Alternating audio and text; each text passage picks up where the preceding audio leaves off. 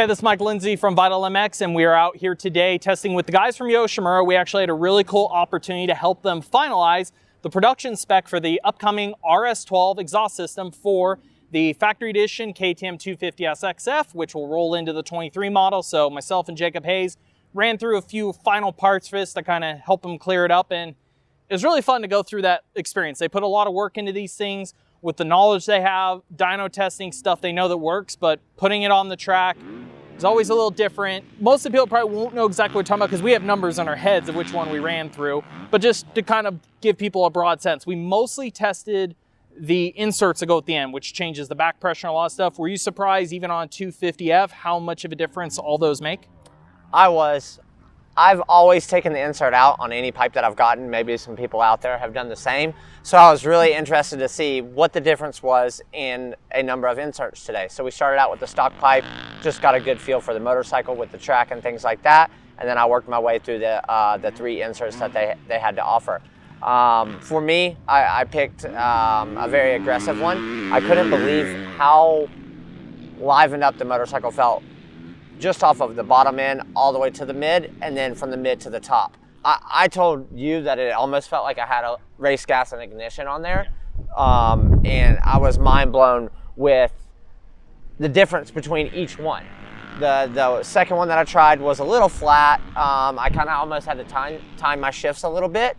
And then the first one I felt like was a little flat off the bottom, but in the mid was really, really strong. So if you're like a second gear rider, it was really strong through the mid, but for me it kind of fell off on its face on the top end. But the one that I picked, and I think you picked as well, it was snappy all the way through, very responsive. When you go from that second to third shift right out of the corner, whether you're in a little loam or a little hard pack section, it really had a good pickup into third and would run all the way through. I wasn't really having to short shift or anything like that.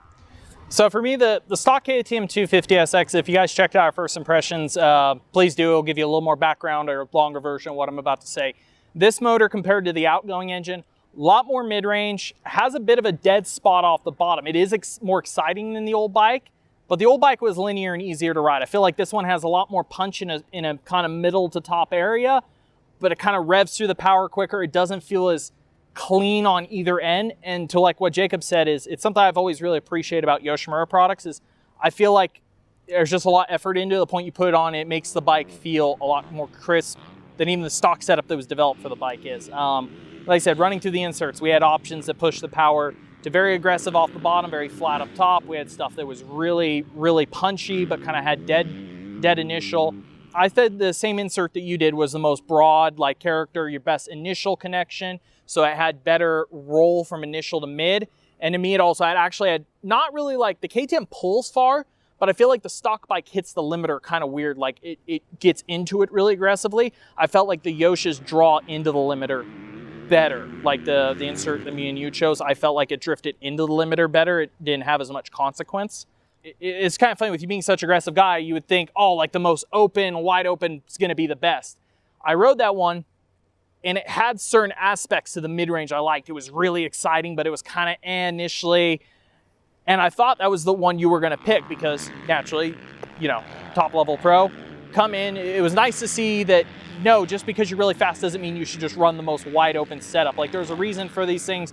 For everybody that buys one and thinks you know better and you're just going to rip it out of the exhaust system, please rethink that. There's a lot of effort that's put into the inserts for a reason. The core size, all the diameters, the length of the can. There's a reason why it's all put together. That showed me a lot today that those little things aren't just afterthoughts, basically. Again, the Yosh system is much broader, overall much more complete, much crisper, like you said, almost mapped feeling. But for me, the biggest gain is the connection feel. I feel like the stock bike is kind of sloppy off the bottom a little bit. This one was just so much more pliable and easy to ride.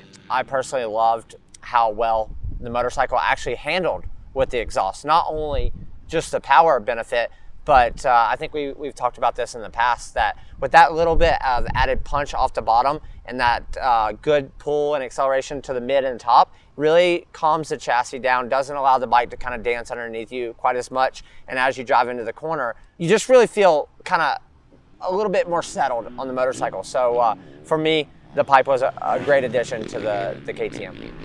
I think another cool thing to note, I'll give KTM though a lot of props still in the stock system. OEMs have gotten really good with these things. It is getting a lot harder for your aftermarket companies to make massive gains. It's not the days it was 10 years ago where you threw a pipe on the bike and voila, here's 2 or 3 horsepower. Now we're talking about small gains here and there. It's more again about the rideability, where the power is and how usable it is. For this system, for the KTM, it's the first one they've ever put a resonance chamber on stock. Looks like the factory ones you'll see on the HRC and the old factory Suzuki bikes. They had to go through the effort of putting that on this. They said they felt like to really get past what this bike is stock, they need to add that. So I thought that was really a cool feature. It looks nice, but again, that's where the effort these aftermarket companies are having to go to get you guys a better product than what comes on your motorcycle stock. So even though we sit here and say like, oh yeah, it's that much better, I still get props. The stock motorcycles have gone so good. So it is really impressive that they can build something and make it this much better. So again, yeah, if you get one of these, you're looking for something to just, again, you want to get the maximum out of the bike stock on each ends of the power band. The Yosh system accomplishes that and just gives it a really clean overall feel.